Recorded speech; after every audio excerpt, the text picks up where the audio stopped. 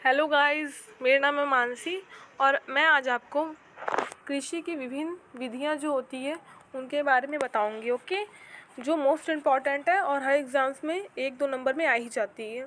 तो ये जो मैंने विधियां रखी है वो मोस्ट इम्पॉर्टेंट है और इसमें से एक तो ज़रूर आपके एग्ज़ाम्स में पूछे जाएंगे या फिर पूछे जा भी चुके होंगे। ओके, तो आप ध्यान से सुनिएगा और अपनी कॉपी पर नोट करते चलिएगा।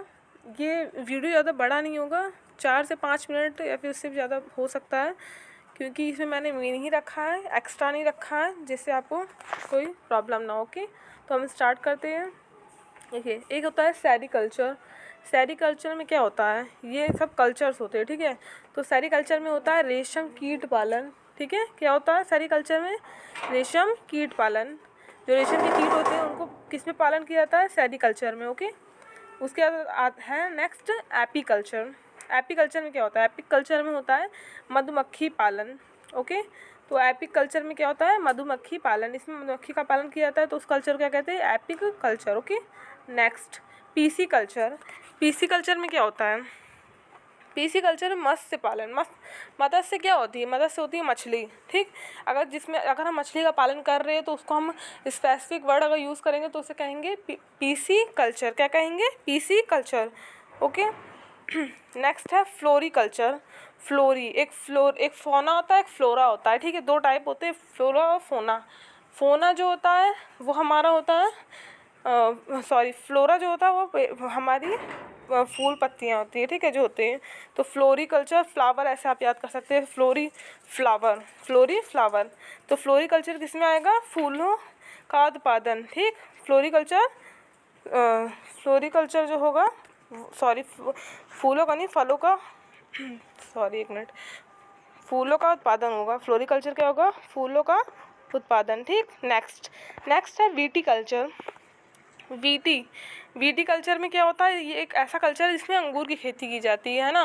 कैसा कल्चर है? जिसमें अंगूर की खेती की जाती है, तो उसे हम क्या कहते हैं? VT culture. ओके, क्या कहते हैं? वीटी कल्चर में क्या होता है?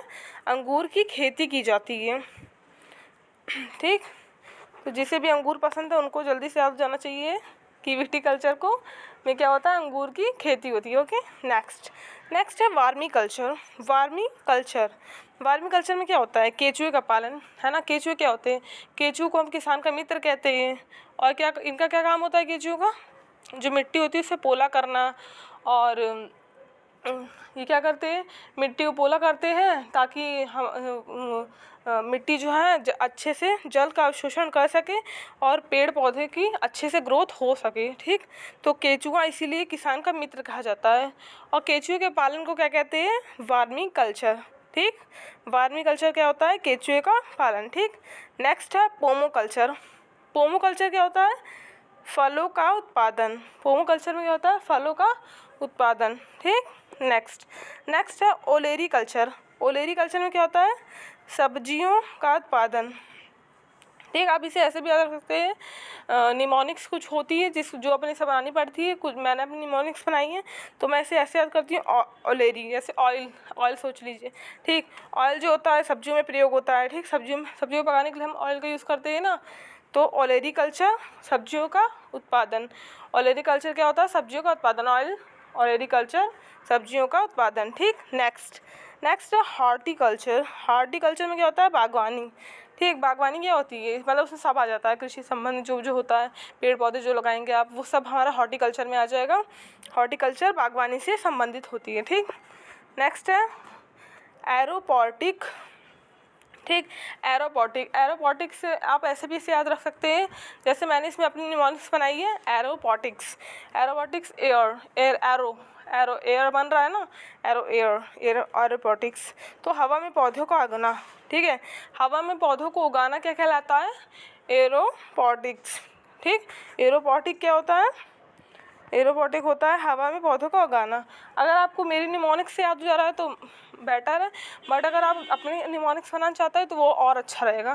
ठीक, क्योंकि आप अपनी निमोनिक्स बनाएंगे तो आपको ज़्यादा समय याद रहेगा, क्योंकि ये तो मैंने बनाई अपने से। ठीक, नेक्स्ट है हाइड्रोपोनिक्स क्या होता है? जल में पौधों को उगाना। ठीक, एरोपॉटिक्स में क्या था? हवा में पौधों को उगाना, और हाइड्रोपोनिक्स में क्या है? जल में पौधों को उगाना। ठीक, मृदा रहित कृषि। यानी कि इसमें मृदा नहीं होती है। ठीक, कुछ कुछ पौधे आपने देखे होंगे कि जिसमें मृदा का प्रयोग नहीं किया जाता है, लेकिन उसे पानी में बस उगाया जाता है। बस पानी में उगाने वाले पौधे जो होते हैं उन्हें हम कहते हैं हाइड्रोपोनिक्स। हाइड्रो है ना, हाइड्रोपोनिक्स क्या होते हैं? ठीक, हाइड्रोपोनिक्स होते हैं जल में पौधों को उगाना। तो इसको मैंने देखिए ऐसे याद किया था, मेरी निमोनिक्स इसमें ये बनाया था मैंने। जैसे हम लोग पानी नहीं पीते तो हमें क्या हो जाता है? डिहाइड्रेशन हो जाता है। क्या हो जाता है? डिहाइड्रेशन। तो हाइड्रो आ रहा है ना, डिहाइड्रेशन, हाइड्रोपोनिक्स। ठीक, तो इसीलिए पानी जल संबंधी यानी कि जल में पौधों को उगाना।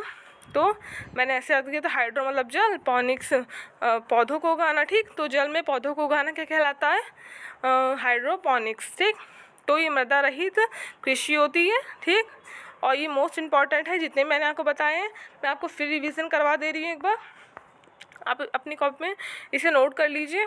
रोज़ आपके लिए डेली कुछ ना कुछ मैं आपके लिए लेके आऊँगी जो आपके एग्ज़ाम्स के लिए मस्ट होगा, बहुत ज़्यादा इम्पॉर्टेंट होगा। और इसी से क्वेश्चंस आते रहते हैं।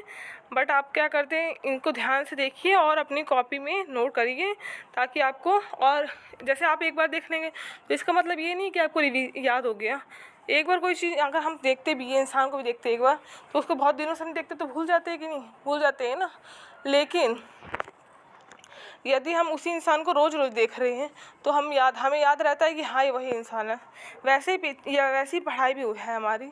ठीक है, हम अगर एक बार देखेंगे उसे तो हमें याद नहीं रहेगा, लेकिन अगर हम उसे रोज़ रोज़ देखेंगे, रोज़ रोज़ रिवीजन करेंगे तो हमें वो याद करने में कोई दिक्कत नहीं आएगी, कोई परेशानी नहीं आएगी और हमें याद भी रहेगा। ठीक है, लेकिन अगर ऐसा भी होता है कि कई बार ऐसा होता है कि आप कोई इंसान देखा, आपको पसंद आ गया, तो वो तो आपको याद रहता है कि बार बार उसके बारे में सोचते रहते हैं।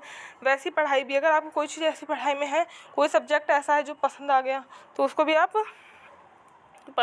वो भी आपको याद रहता है, वो भी आप समझते हैं उसको। तो पढ़ाई भी ऐसी। ठीक है, तो आप अपना कंसंट्रेशन पावर बढ़ाइए और स्टडी पे ध्यान लगाइए। ठीक, और चलिए एक और बार रिवीजन करवा देती हूँ मैं आपको। सेरीकल्चर होता है रेशम कीट पालन। ठीक, सैरी मैंने इसको ऐसे याद किया था, सैरी इस सा पे एक ही मात्रा लगी ना, तो से रेशम पे भी रा पे एक ही मात्रा लगी, तो सेरी कल्चर रेशम कीट पालन। ठीक, एपीकल्चर मधुमक्खी पालन। नेक्स्ट पीसीकल्चर मत्स्य पालन, मछली पालन। ठीक, नेक्स्ट फ्लोरिकल्चर फूलों का उत्पादन।